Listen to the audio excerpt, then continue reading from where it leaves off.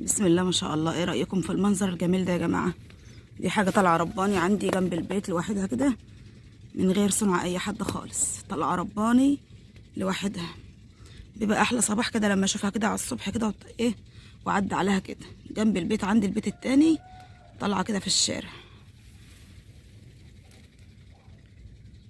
انا ما اعرفش نوع الزرعة دي ايه يا جماعة، بس هي حاجة طالعة رباني كده زي اللبلاب او حاجة، بس حاجة طالعة رباني وحاجة جميلة جدا جدا والله. مالية الحيطة هنا، هي طالعة على الحيطة كلها ومالية الحيطة. بسم الله ما شاء الله.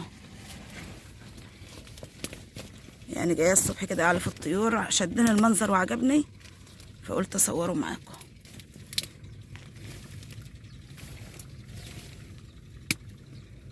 طالع فيه ورد كمان اهو.